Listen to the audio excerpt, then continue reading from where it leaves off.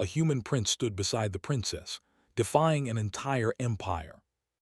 Gardens hung over the edges of the terraces, their leaves silver-green in the light of Elisra's twin suns.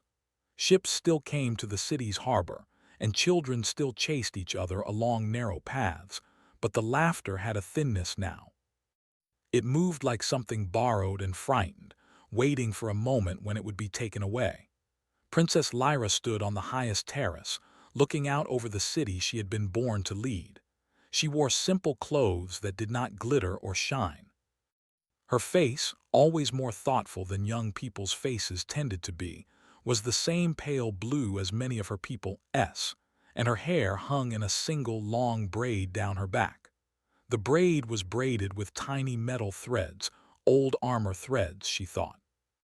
Each thread was a reminder.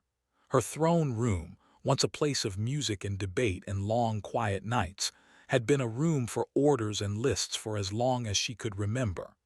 The Zarinth Dominion had come with promises that turned into chains. They had taken the high towers and the deep docks. They had left their banners and the armored men in the streets. They had taken command of the factories and the food stores. They had a governor now in the palace, sitting in the old seat of council and sipping wine with a face that never smiled. The governor wrote edicts in a language Lyra had been forced to learn quickly. She could sign them if asked, but there was no question she could answer that belonged to her. She did not know why the humans came. Humans were new to many systems. They were loud and strange, and their skin and hair and habits made them stand out like bright birds. The Zarinth called them a curious race, and looked at them with the same cold interest they used for all things they did not understand. Humans did not matter to the Dominion. That was what the book said. That was what the generals said. No one expected them to change anything. The human ship came in low and slow over the water, its hull painted with neat stripes and a single mark, a small, tasteful emblem that suggested diplomacy rather than conquest. It moved with the soft certainty of something that belonged in the sky the way a gull belonged to the wind. It did not belong to the fleet that sometimes pulsed above the Dominion's worlds, heavy and menacing. This ship did not carry the glow of weapons or the flash of 1,000 guns. It came with flags and polite letters, and a small band of people who smelled of coffee and sun. They stepped down onto the city's stone with the kind of careful, honest posture that said they did not think every problem could be solved with a blade. Kale walked beside the diplomat, whose face the governor had finally allowed to meet with the princess. The diplomat spoke Elisran haltingly and with the studied grace of someone who had practiced his curtsies in a mirror. Kale did not. He had an ease in his shoulders and a tilt to his head that said he listened before he acted. His hair was a messy brown. His hands were calloused, not from armor but from work. He wore the green and silver of a nation the Dominion had not tried to crush, a nation that preferred to write treaties and build bridges rather than wave swords. That did not mean they feared nothing. They found Lyra in the terrace garden, the low wall warm beneath her palms. She turned when the diplomat spoke her name. Her voice was small at first, testing the practicality of the human tongue. "We come in peace," the diplomat said. He bowed in a formal fashion that was learned and proper. He offered the queen's name, the one they said had been chosen by a council, and a phrase about friendship. His translator hummed softly as it made his words into native sounds. Kale stepped forward without ceremony. He lifted his head and met Lyra's eyes. He did not bow. It was not an insult. It was a statement. In his face there was the look of someone who had seen hard places and thought them fixable. Where the diplomat tried to make a bridge with words, Kale seemed to try to meet a person with presence. Lyra felt something shift, not because the human was larger or more regal, he was not, but because he did not pretend. He did not hide the hardness in his palms, hidden beneath the soft diplomat's robe. He did not offer her a polished script. He offered his eyes and the honest set of his mouth, and for the first time in months she felt like she was being addressed as a person instead of a list of responsibilities. "You are not many," she said. The voice was blunt, and there was a small bitter laugh in it. "A prince of your world does not usually come with such small numbers. They do not send armies when they can talk," Kale replied simply. His tone carried no lecture, only a quiet clarity. "They send people who want to learn." Lyra's gaze slid to the diplomat, who smiled then, a practiced smile that belonged to a man who believed in making lists and checking off boxes. The governor did not like the idea of a human prince standing beside their captive princess. He had arranged the meeting in the old throne room with the kind of careful distance the Dominion kept between rulers and the ruled. He had hoped for flattering words and flattering gifts. He had not expected quiet courage. "You are human," he said, his voice like polished metal. "You must be fragile to enter a world like this. You must not understand our customs. You must not be ready for what war makes of us." Kale's shoulders tightened. He did not smile. But the palace had been his first step into the thing he felt now, the truth that people could surprise you. He took one careful step forward and put one hand on the low wall, letting his fingers touch the warm stone where Lyra's had been. "We understand enough," he said. "Enough to know you cannot take a people's voice and leave them with nothing." The governor bristled. Many of his kind did when faced with blunt truth. "You speak of voice as if it were a thing to be kept," he said. "You speak of power as if it belonged to those who live inside their skin. We give stability. We bring order. Elisra is safer with our rule." Lyra looked at Kale. Her mouth tightened. "Safer," she repeated, as if testing the word. The children in the streets had called it safety while they rationed their bread. The elders called it safety while their names were removed from the records. This was the way the Empire had described everything it took. "What is safety without the right to choose?" Kale asked. "What is order without a voice to complain?" The governor's face was a study of control. He did not answer immediately. Instead, he reached for a ceremonial cup and sipped slowly, and as he did Lyra saw the way lines gathered at the corners of his eyes like a spider's web. He had eaten on other worlds. He had seen other uprisings. Dominion men had been taught to treat resistance as a small problem. They had armies to wipe it away and taxes to buy it off. They had never had to deal with something like the thing that was growing in Lyra's chest. Around them, the palace staff watched. Elisran's servants, though their uniforms were bright as ever, stood with a careful stillness. Some of them looked at Kale's hands and then at Lyra's braid, and for the first time a small whisper of possibility moved through the room. People who had been trained to keep their heads low found themselves raising them an inch to see what would happen. "You are welcome to stay as a guest," the governor said finally. "You may speak, but Elisra has chosen order. The Dominion will not have its will questioned." Kale's jaw set. "We are not here to ask permission for truth." The diplomat, seeing the governor's mood swell like a storm, hurried forward with gifts. He presented those that diplomats present, perfumes of a rare spice, a device that hummed with music when opened, a book of poems translated into dozens of languages. The governor accepted them with the kind of politeness that must be learned the hard way. He placed the gifts upon a low table and lifted his head as if to sail above the human and the princess and the rest of them. Kale watched him for a long beat. He took off his outer cloak and folded it. He placed it on the table beside the ornaments, and then, with a movement quiet enough to seem almost careless, he stepped so close that his shoulder almost touched Lyra's arm. The room shifted. It was like adding one additional note to a chord and discovering a new harmony. "That cloak is not a gift," the governor said sharply. "It is an undercut of our dignity." Kale's look was gentle, but it was the kind of gentleness that could lift up a stone. "I am not trying to humiliate you," he said. "I am trying to show I will not stand away." He spoke frankly and simply. He did not shout. He did not place weapons on the table. He gave no speech that could be printed and used to teach children what it meant to be a leader. He simply stood beside the princess and let that simple act become a language all on its own.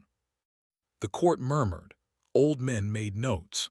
The governor's hand tightened around the stem of his cup. Lyra felt something like water rise in her throat. The act was small, and yet it was weighty, like a single candle placed in a dark hall. For the first time in a long time, she felt an answer that was not a list of rules. It was a person. "How long do you plan to stay?" the governor asked. The question was thin. It tried to sound like curiosity. It carried the meaning the Empire always hid inside its words. "How long will you be tolerated?" "For as long as we must," Kale answered. Outside, a bell sounded in the harbor. It was the bell that warned when an official ship came and when a fleet was arranged. Lyra, who had grown up with 1,000 small signals, felt her heart push against her ribs. The bell was a sound she knew too well. It was a sound that had often meant the Dominion had chosen to tighten its grip. Someone from the palace staff hurried in with the report that made the governor's face harden. "An Imperial fleet has been dispatched to the system," he said. The tone of his voice was carefully neutral.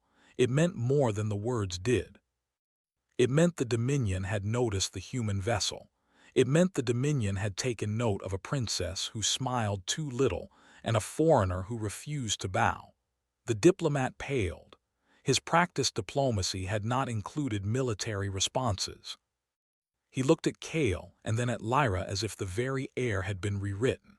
He had been taught that one did not enter a zone ruled by the Dominion and stand up.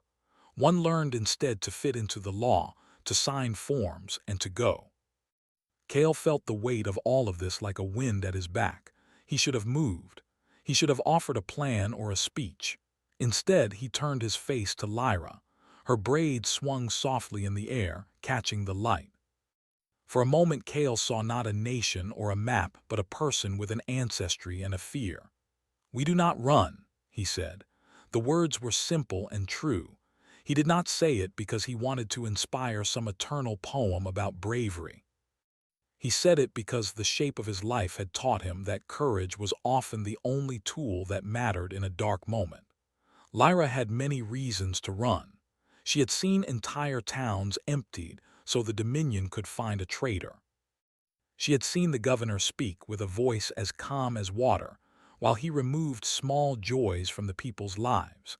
She had promised herself not to be the kind of ruler who left her people to face the storm alone. Now, with the fleet on its way and martial men moving like a shadow outside the palace walls, Lyra felt the first spark of a choice. She took a breath that tasted of the sea and the sweet herbs of the terrace garden, and she set her shoulders as if she were lifting the sun. Her eyes met Kale's again, and the look shared between them was not a look of fear. It was a look of a plan forming in silence. "You stand beside me," she said. Her voice did not tremble. It had a low power. "If you stand, then we stand together." Behind them, the governor's jaw tightened. He looked at his cup as if to summon an argument, but the words that would have wounded had no point now. The ship in the harbor blunted his decisions with something he had not expected. The sight of two people who would not be moved by authority alone. Outside the palace, the city continued its careful breathing. Servants replaced plates. Guards paced their rounds. The bell in the harbor that had warned of a fleet deafened itself against the vastness of what might come.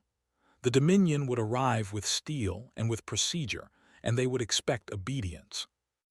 They would not expect the stubbornness of a small human prince with dirt under his nails. They would not expect the slow courage of a princess who no longer wanted to bow. The diplomat, seeing that the situation could not be smoothly resolved by a gift, bowed to the governor and excused himself. He left quietly, and the echo of his practiced diplomacy faded into the palace stone. The governor remained, his face a mask of state calm, but there was a change in his eyes. He saw, perhaps for the first time, that the Dominion's ways could be questioned not by force, but by the simple human act of refusal. The city held its breath without knowing it. On the terraces, Fishermen leaned over rails.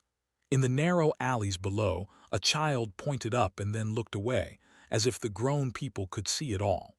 The bell in the harbor measured the space between the present and what came next. Lyra closed her fingers around the warm stone of the terrace wall and looked at Kale. "If the Empire demands my surrender," she said slowly, "I will not hand it to them." Kale's hand brushed the table and then his own cloak. He said nothing more. His silence was not a call for applause. It was a readiness to do whatever the moment required. They could not know how many would join them. They could not know how the Dominion would respond. But in the palace, in the place where lists were made and the future was measured, two small people had made a decision that would change the course of many lives.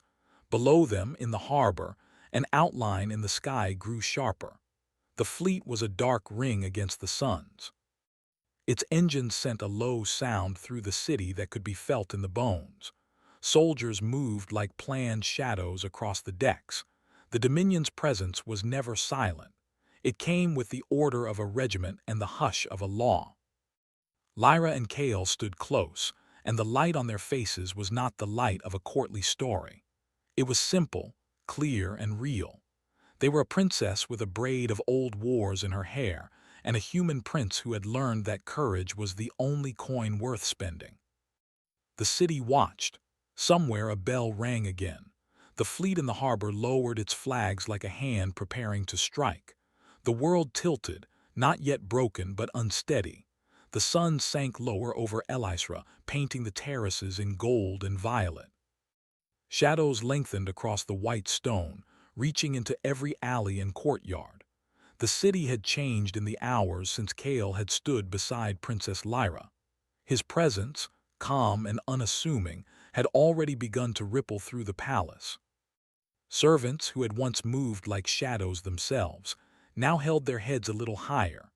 Guards, who had only followed orders, now whispered among themselves about the human prince who refused to bow. Even the governor, sitting stiffly in his chair, could not hide the tension in his jaw. The Empire's grip had not loosened, but cracks were forming where it had once seemed solid. Kale had spent the day learning the city's rhythms.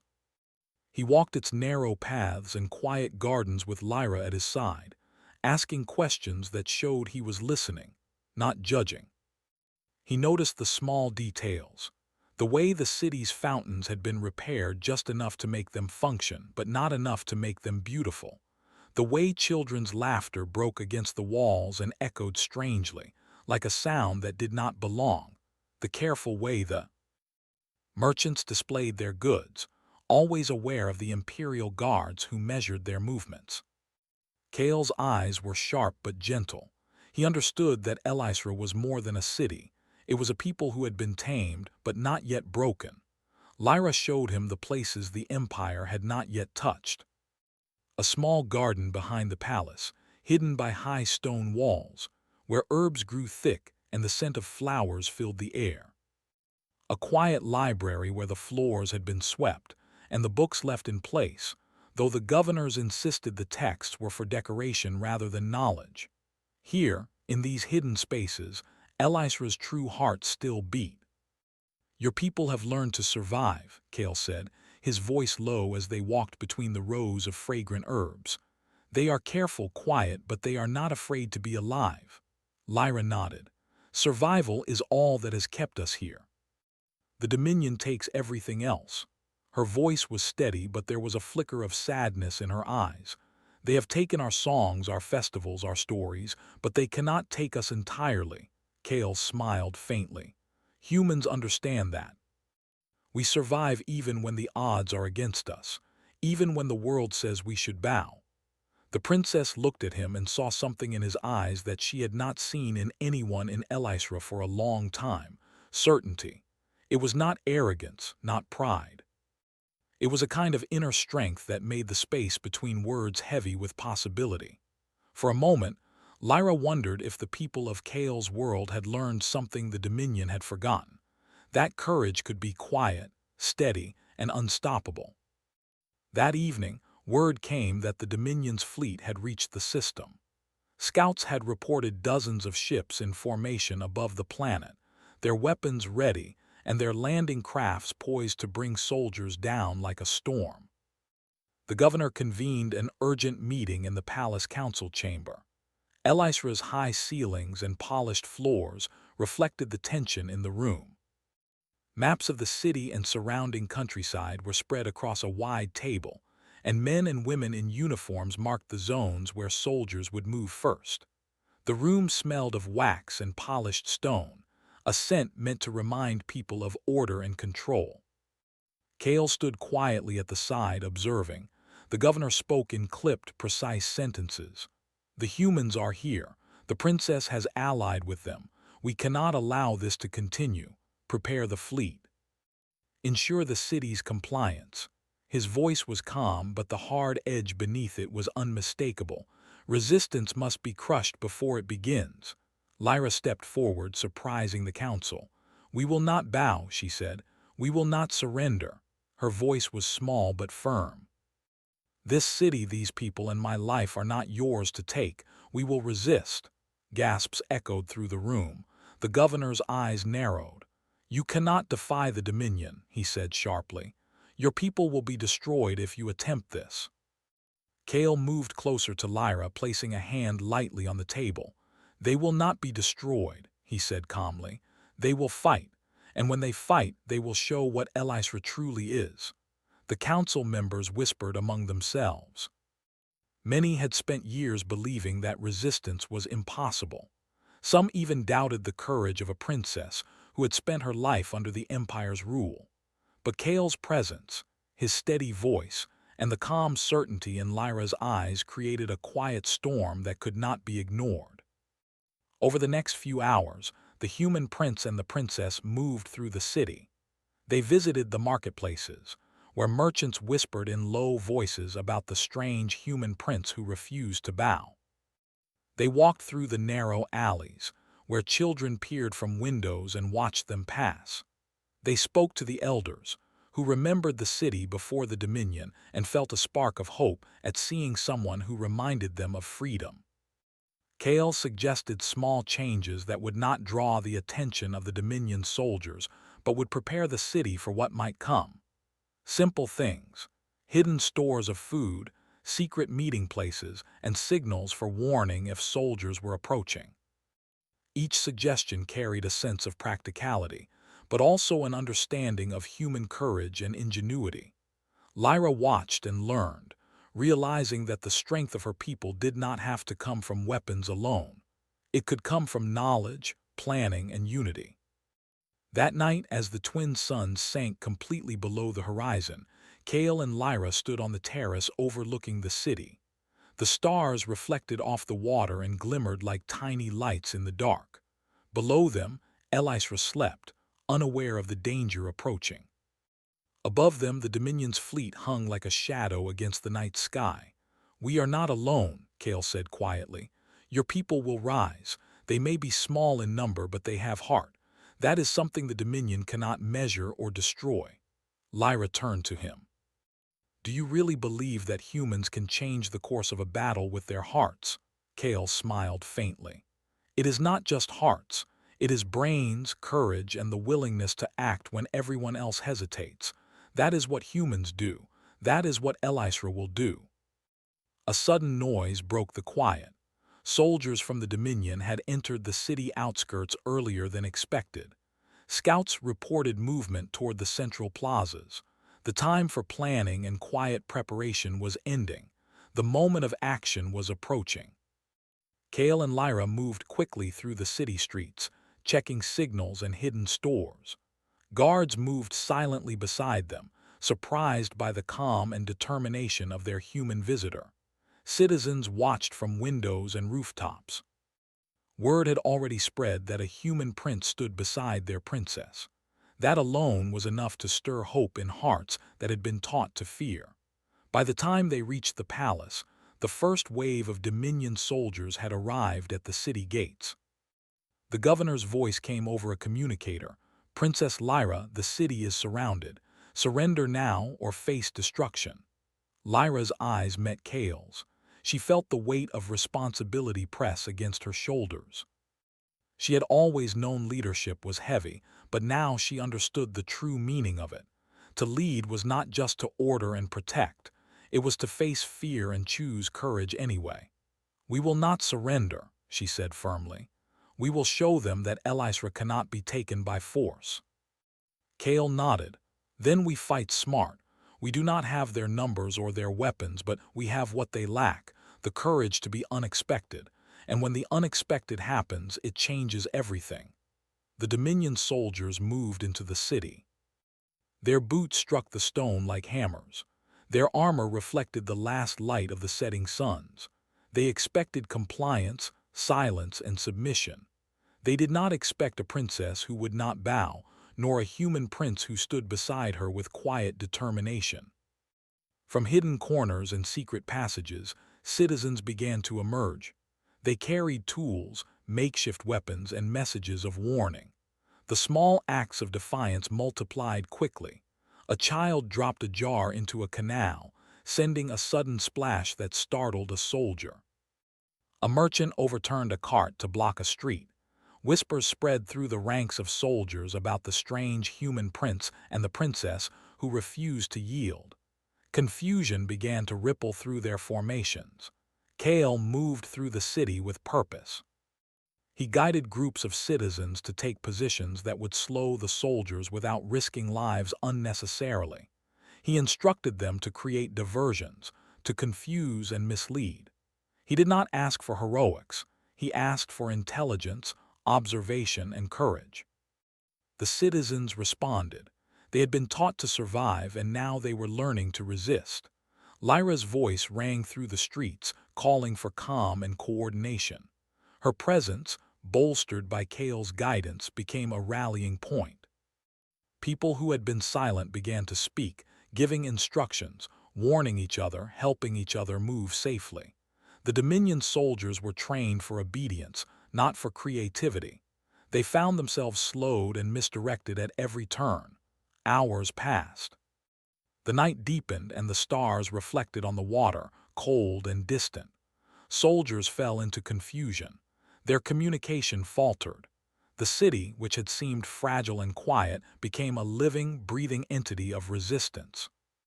Kale and Lyra moved through it, side by side, guiding, observing, and inspiring. The governor's voice came again, more urgent this time. "Princess Lyra, human Kale, cease these actions or the city will face annihilation." Lyra's gaze met Kale's, steady and unyielding. "We will not stop," she said. "You cannot destroy the heart of a people. You cannot destroy hope." Kale nodded. "And when the impossible happens, it will be remembered. Today, Elisra shows the Dominion that they are not unstoppable. Today, we show them the strength of a people who will not bow." From the terraces and the rooftops, the city watched. The Dominion had expected fear, obedience, and surrender. Instead, they found determination, ingenuity, and courage that could not be measured. The human prince and the princess had turned the first hours of occupation into the first moments of defiance. The fleet above the city pulsed with lights. Their weapons were ready. Their soldiers were trained.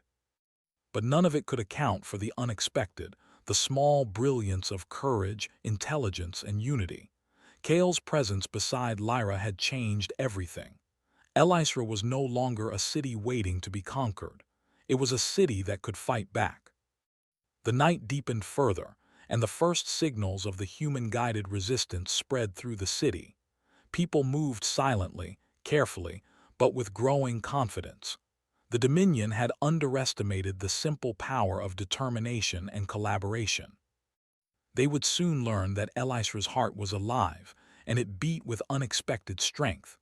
Kale and Lyra stood together on the terrace once more. The city below was awake, alert, and moving with purpose. Above, the Dominion fleet watched, but it could not yet touch what it did not understand. The human prince and the princess had shown that courage and intelligence could not be measured by numbers or weapons. They had begun the first steps of resistance, and Elisra would never be the same. The city of Elisra did not sleep that night.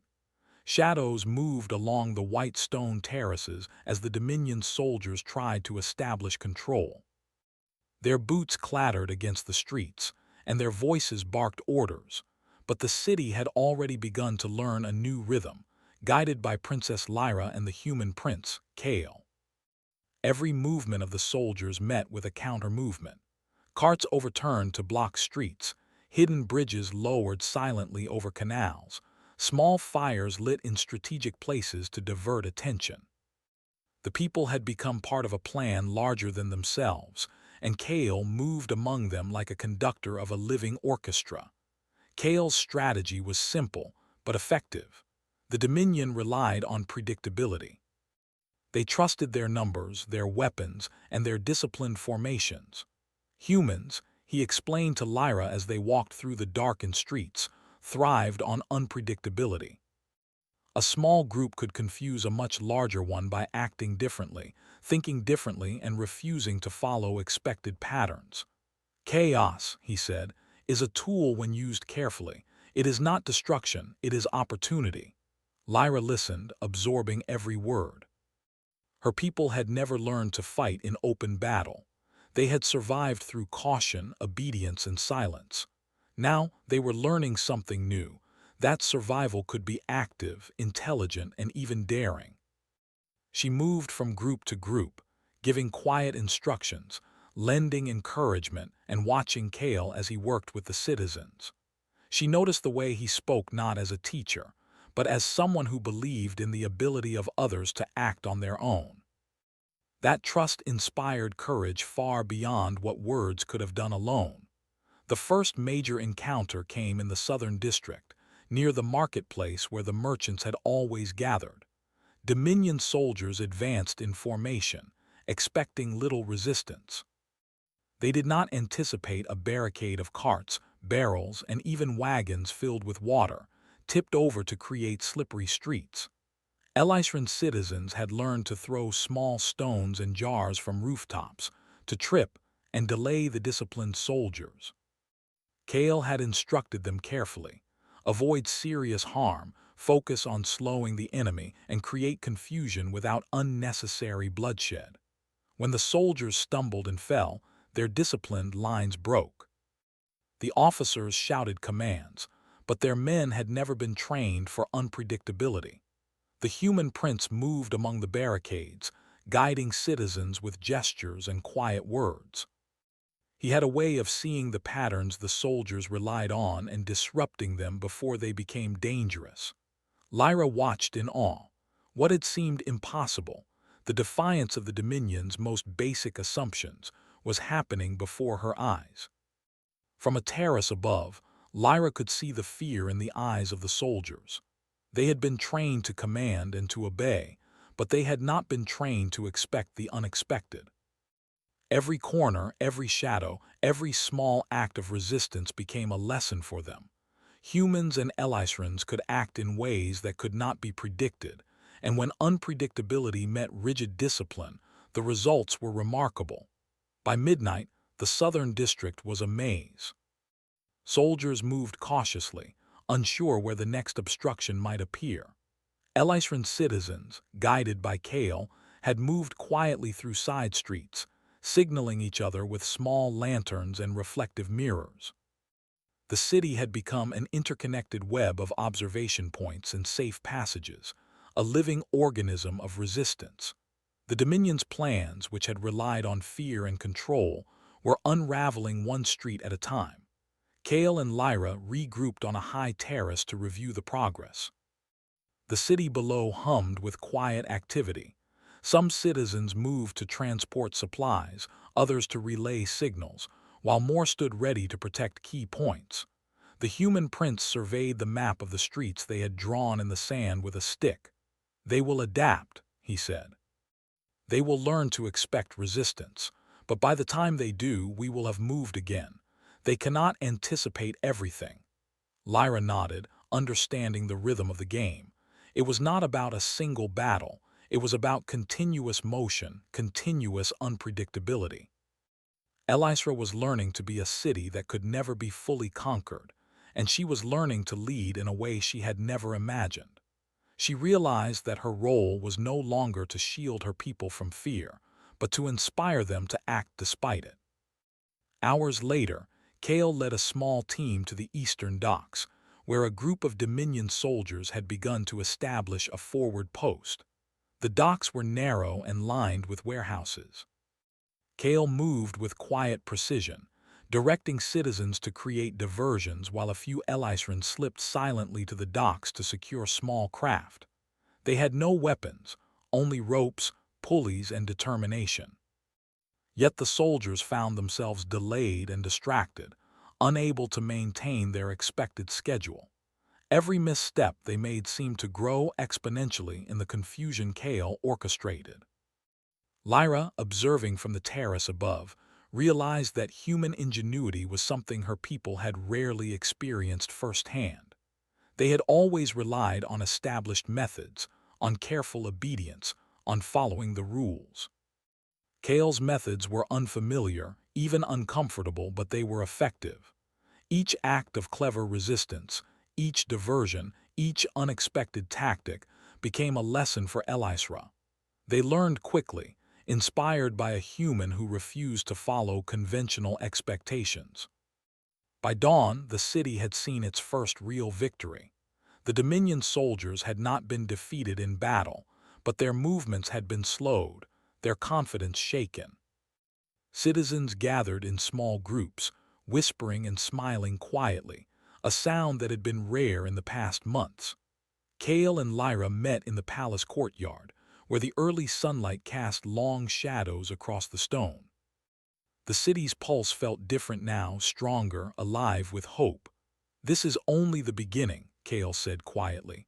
"They will come back with more, faster, stronger. But Elysra now knows it can resist, and that knowledge is more powerful than any weapon."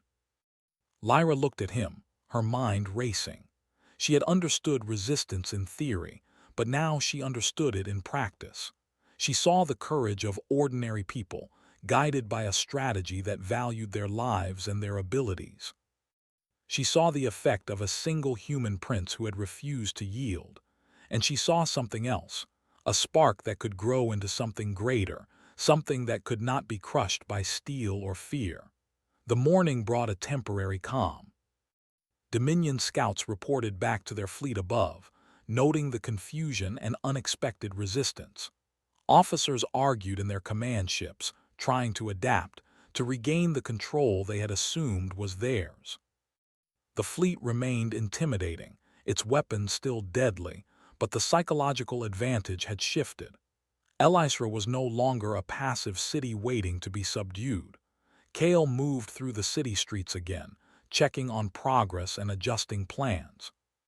He met with Lyra frequently, discussing strategies, sharing observations, and guiding her in ways that allowed her to make independent decisions.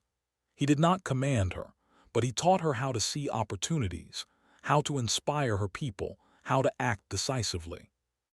Lyra absorbed every lesson, feeling a growing confidence in her own abilities. By midday, the first coordinated countermove was planned. Kale had studied the Dominion's patterns and realized that their reliance on formation and hierarchy could be used against them. Elysian citizens were organized into small groups, each responsible for a section of the city. Signals and markers were established to communicate silently. The plan required precise timing, clever diversions, and the courage of ordinary people to act decisively when the moment came. The execution began in the afternoon. Citizens moved silently through alleys, using rooftops, hidden passages, and canals. Small fires were lit to draw attention, and objects were dropped to slow soldiers. Dominion troops, expecting obedience, were caught in a constant state of uncertainty. Every time they tried to advance, they were diverted, delayed, or confused. The streets became a living puzzle the soldiers could not solve. Kale and Lyra coordinated from elevated positions, their voices carrying only to those who needed to hear. They had no weapons, no heavy artillery, only knowledge, timing, and the courage to act. Yet their strategy was already producing results. Soldiers grew frustrated. Orders were ignored. Confusion spread through the ranks. Elysian citizens, once silent and cautious, began to act decisively, guided by the human prince's understanding of unpredictability and the princess's emerging authority. In one district, a group of soldiers tried to flank the city center. Citizens used a combination of hidden streets, sudden diversions, and clever obstacles to trap them in a maze. They were not harmed, but they were delayed and forced to retreat. Another group of soldiers, attempting to secure a supply depot, found their route blocked by overturned carts and quietly placed water jars that made the streets slippery. By evening, several Dominion units had been delayed for hours, their plans disrupted and their confidence shaken. From the terrace where they watched the city, Lyra turned to Kale. "They will come back," she said, her voice steady, "with more soldiers, more weapons." "We cannot stop them forever," Kale nodded. "We do not need to stop them forever. We need to show them we can resist. That is enough for now. The next time they underestimate us, we will be ready." Lyra understood. Resistance was not a single act, but a series of acts that built upon each other. Each small victory, each clever diversion, each act of courage by citizens and leaders alike created momentum, and that momentum, once started, could not be stopped easily. As night fell again, the city hummed with cautious triumph. Citizens moved to secure their homes, to care for those who had been frightened, and to prepare for what would come next. The Dominion soldiers, exhausted and frustrated, returned to temporary positions, their confidence shaken. Elysra had survived its first major test, guided by a princess who refused to bow and a human prince who refused to retreat. Kale and Lyra stood together on the highest terrace, looking out over the city. The stars reflected in the waters below, bright and steady. The human prince placed a hand lightly on Lyra's shoulder, a gesture of reassurance and solidarity. "You have done something remarkable," he said softly. "Your people have begun to understand that they are not helpless. They have begun to understand that courage, intelligence, and determination matter more than fear." Lyra looked at the city, breathing in the sounds of movement, whispers, and quiet laughter. She understood now that leadership was not just about giving orders, but about inspiring others to act, to believe, and to resist. She felt a surge of pride in her people and in herself. "We will continue," she said, her voice firm. "We will not stop. They will learn that Elysra cannot be taken without a fight. They will learn that even a small city, guided wisely, can resist the mightiest empire." Kale nodded. "And when they come again, we will be ready. They will not expect the courage, the cleverness, and the determination that has grown here tonight." The city below continued its quiet activity. Elysra had become a living, breathing testament to the power of intelligence, courage, and leadership.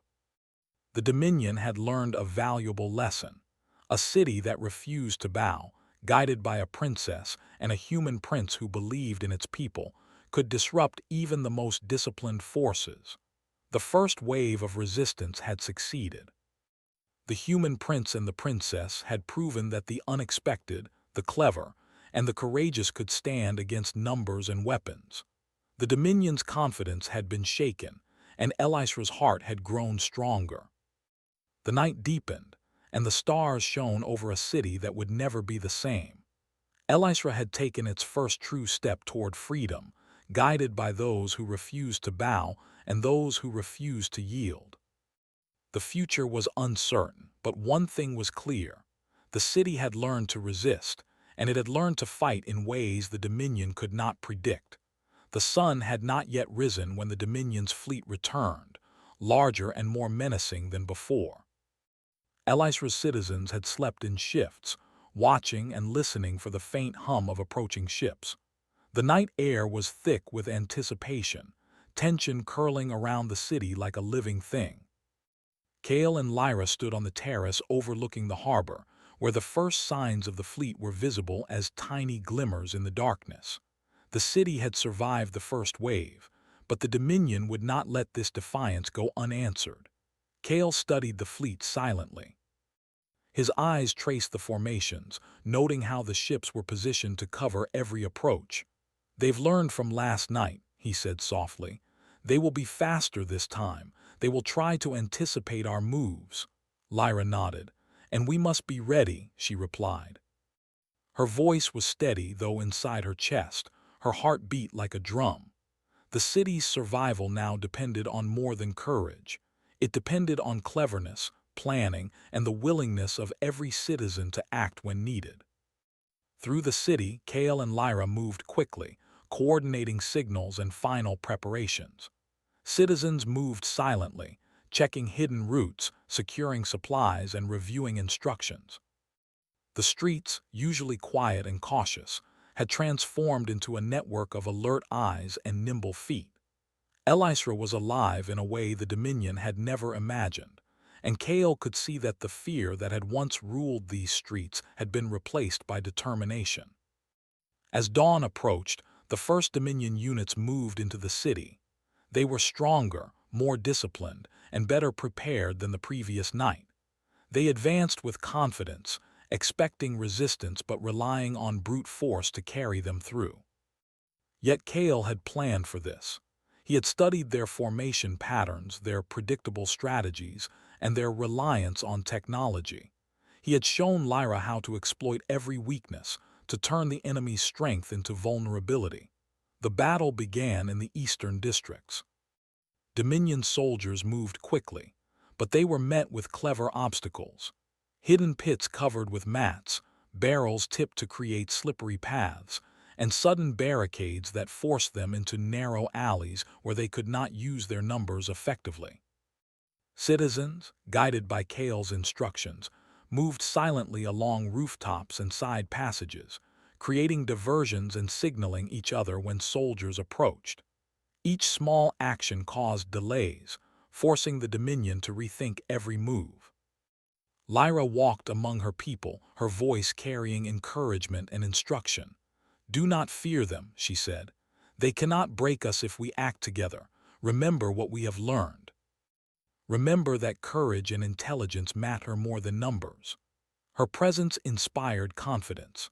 Soldiers who would have obeyed orders without question now faced citizens who would not bow, and that hesitation, small as it was, created ripples through the ranks. In one district, a group of Dominion soldiers attempted to seize control of the main plaza. Kale had anticipated this and arranged a trap. Citizens had created false paths, leading the soldiers into narrow corridors lined with barrels and debris. As they advanced, ropes released hidden nets, slowing their movement, while mirrors and small lights disoriented their vision. The soldiers struggled to maintain formation, their discipline challenged by the city's clever tactics. Kale moved among the citizens, checking signals and guiding them to act decisively. He had taught them to use observation and timing rather than violence. A thrown stone here, a tipped barrel there, created confusion that magnified as soldiers tried to respond. The city became a living puzzle that the Dominion could not solve. Lyra observed the chaos from a terrace, watching the soldiers struggle against citizens who had never before been allowed to act independently. She realized the truth of Kale's lessons. Strength was not only in weapons or numbers, but in ingenuity, courage, and the refusal to be predictable. Every citizen who acted, every diversion that succeeded, was a demonstration that Elisra could resist. Hours passed and the battle continued. The Dominion grew frustrated. Their orders were ignored or delayed. Soldiers found themselves trapped in small streets, forced to retreat repeatedly. They had expected obedience, but Elisra had learned a new rhythm, one guided by courage and cleverness. Citizens moved with precision and confidence, their every action coordinated by the human prince and the princess. At the city center, Kale and Lyra coordinated a critical maneuver. A group of Dominion officers had gathered in a plaza, attempting to command their troops directly. Kale instructed citizens to create a sudden diversion. Lanterns were thrown into the air, Mirrors reflected sunlight to dazzle, and barrels tipped over to create noise and confusion. Soldiers were forced to scatter, leaving their officers exposed and isolated. In the confusion, Lyra and Kale moved quickly, sending citizens to quietly capture and restrain the officers without causing serious harm. The operation succeeded. The Dominion's command was disrupted and their forces faltered. The city's momentum grew. Citizens, once silent and cautious, now moved confidently through the streets. Small victories accumulated, each one teaching the Dominion that Elisra could not be subdued by force alone. Kale and Lyra's presence inspired loyalty and determination. People understood that they were not merely following orders. They were part of something larger, a living resistance that relied on their courage and intelligence. The Dominion fleet above the city grew impatient. Signals from their ships indicated that they would escalate their attacks if control was not established. Kale studied their movements carefully. "They will try something drastic," he said. "We must anticipate and adapt." Lyra nodded. "We have learned to be unpredictable," she said. "They cannot expect us to follow their patterns." When the fleet finally moved, they brought heavier units and advanced technology, intending to break the city with overwhelming force. Yet Elisra's citizens had been trained to observe, adapt, and act. Hidden routes allowed groups to move unseen, diversions forced the soldiers into traps, and Kale guided the citizens with quiet authority. The human prince's strategies turned the Dominion's strength into vulnerability. In the central plaza, a confrontation occurred between the city's defenders and a heavily armed squad. Citizens had used ropes and mirrors to delay them, and Kale directed a clever maneuver. They lured the squad into a narrow corridor where the soldiers could not use their weapons effectively. The citizens did not strike. They simply blocked and guided the soldiers until they were surrounded and forced to surrender. The image of the city itself, alive with coordinated intelligence and courage, became more powerful than any weapon. Lyra moved through the streets speaking to her people. "Do not fear," she said. "We are stronger together. Every small act matters. Every clever decision, every brave choice, it all counts." Her words echoed through the alleys and terraces, reaching the citizens and inspiring them to act decisively.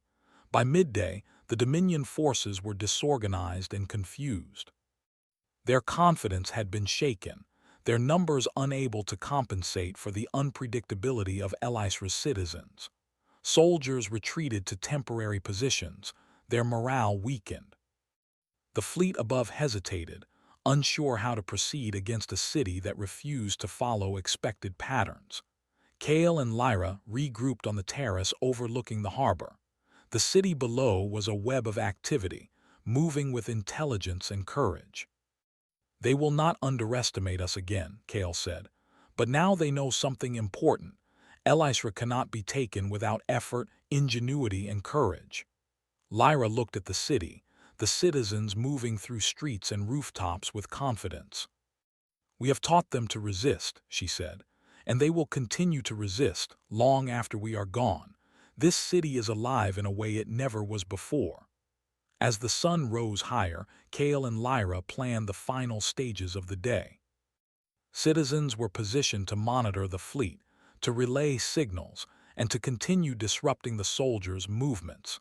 Every street, alley, and rooftop became part of a coordinated effort. The Dominion had expected obedience and submission, but they found strategy, intelligence, and courage that they could not predict. When the fleet attempted a direct landing in the central district, Elisra was ready. Citizens guided groups to create diversions, tipping carts, dropping nets, and using mirrors to blind sensors. Soldiers stumbled, formations broke, and officers found themselves isolated. Kale moved through the chaos, guiding citizens and maintaining communication, ensuring that every action was precise and coordinated. Lyra's voice rang out above the noise, calm and commanding. "Do not fear them. Every small action counts." "We are Elisra and we will not bow." Her words gave courage to those who hesitated, inspiring them to act decisively. By afternoon, the Dominion forces were forced to retreat. Their fleet above hesitated, unsure of how to proceed against a city that had proven itself unpredictable and resilient. Elisra had not only survived, it had demonstrated that intelligence, courage, and determination could overcome even the mightiest force. Kale and Lyra stood together on the terrace, looking out over the city. Citizens emerged from their hiding places, whispering and smiling quietly. The city had learned a new rhythm, one guided by courage, strategy, and collaboration. Elisra's heart beat stronger than ever, and the Dominion's power had been challenged in a way it could not ignore. "You have done something remarkable," Kale said, placing a hand lightly on Lyra's shoulder. "Your people have seen that courage and intelligence matter more than fear or numbers. They have learned to resist, and that knowledge cannot be taken from them." Lyra smiled faintly, her eyes scanning the city below. "We have begun something greater than any single battle," she said.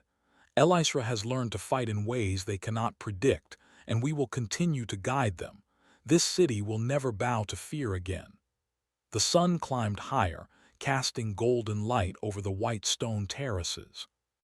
Elisra's citizens moved with purpose, their confidence growing with every step. The human prince and the princess had led them through the first great test, showing that intelligence, courage, and collaboration could overcome even the strongest enemy. The Dominion fleet lingered above the city, its soldiers uncertain, its confidence shaken. They had learned a valuable lesson. Elisra was not a city to be taken lightly. It was a city alive with courage, ingenuity, and determination, guided by leaders who refused to yield. Kale and Lyra stood together, side by side, watching the city breathe and move. They had proven that even against overwhelming odds, the combination of strategy, intelligence, and unwavering courage could create victory.